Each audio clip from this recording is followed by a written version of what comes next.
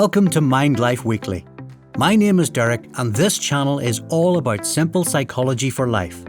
Be sure to subscribe to stay updated on all our videos and hit the like button to help us know you want more videos like these.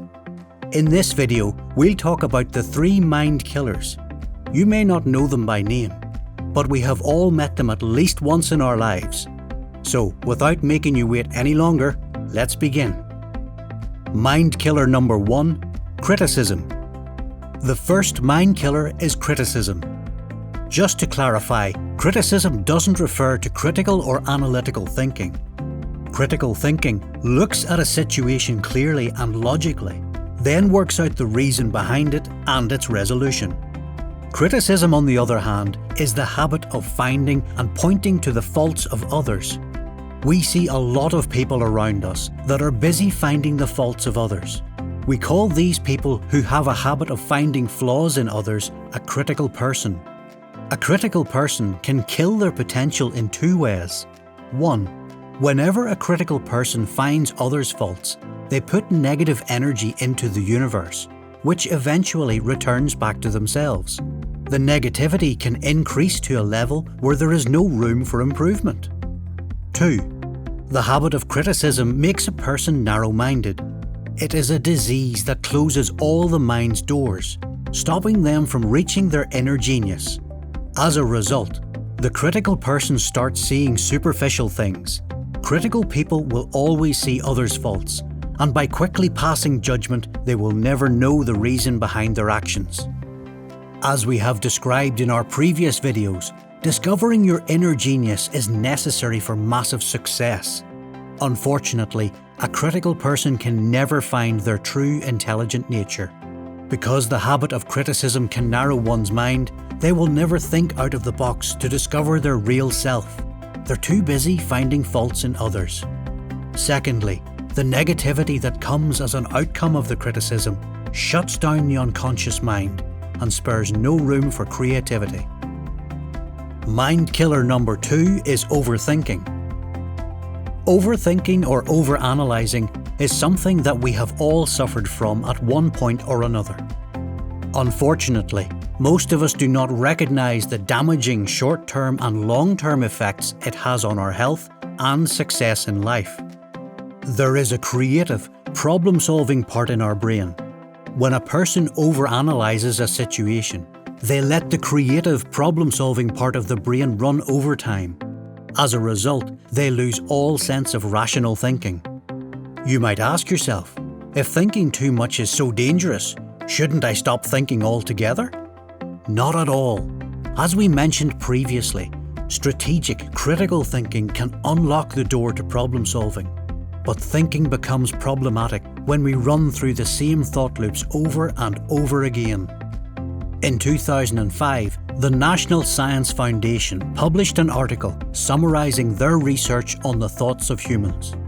Their findings concluded that the average person has about 12,000 to 60,000 thoughts every single day. Of those thousands of thoughts, 80% were negative, and 95% were the exact same thoughts as the day before. In other words, what you thought about yesterday will most likely be the same as what you'll think today, and the same as what you'll be thinking about tomorrow. It's just part of how we've been conditioned by social standards. Overthinking creates a distraction. It kills one's mind by destroying mental clarity. The research suggested that overthinking does not only impede the ability to perform the cognitive tasks, but also refrains people from reaching their full potential. In a nutshell, overthinking kills the mind by stopping the creative process of the mind, and thus destroying mental clarity. The third mind killer is stress. There are different types of stresses that we face in our daily life. One kind of stress is called low-level stress or positive stress. This type of stress motivates a person to do their daily tasks. The other is called negative stress, and this is our mind killer. Negative stress makes one's mind unorganised and lose the ability to work to their full capacity. Negative stress invites many other problems like depression, insomnia, anxiety, and fear. When these things strike together, they take all the zest that a person requires to achieve their full potential. Negative stress takes away the power of strategic, critical thinking. You might have observed in your daily life that when you do a task under stress, it takes much longer to complete. On the other hand, the very same task takes much less time when you have a relaxed mind. There is also a scientific reason behind this. A quick search online will provide credible research that chronic negative stress releases a high level of cortisol in the brain. The continuous high level of cortisol can damage and wear down the brain's ability to function properly. Stress not only shuts your brain down, but it also locks the body. Continuous negative stress can exhaust a person. It also harms the immune system, accelerates the aging process, and causes difficulties with concentration and memory loss. Stress is a silent killer. It kills your mind, your body, your intelligence, happiness, and inner peace.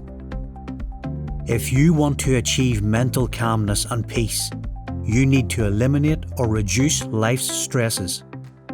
You must kill stress before it kills you. One way of doing so is through meditation. So, how can meditation help reduce stress? Meditation has been practiced for thousands of years to achieve mental and physical calmness. There are different ways of meditating. Each helps you gain a sense of mental peace and satisfaction. Meditation is one of the best ways to deal with all mind killers, especially stress. Meditation can organize your thoughts, help you get over negativity, and unlock the unconscious mind's doors to allow for creative thinking.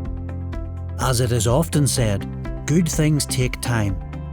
Keep in mind that you cannot achieve mental serenity after just one meditation session. It's a daily, consistent process that will take time to show results. But once you start meditating routinely, you'll gain the mental and physical strength you need to drive towards success. Conclusion. In the end, these three mind killers, criticism, overthinking, and stress, not only set you back, but also stop you from being able to accomplish your goals, reach your full potential, and ultimately unlock your inner genius. The good news is that no matter how long you have been suffering at the hands of these killers, every person has the potential to overcome them, even you. By overcoming these mind killers, anyone can achieve their inner genius.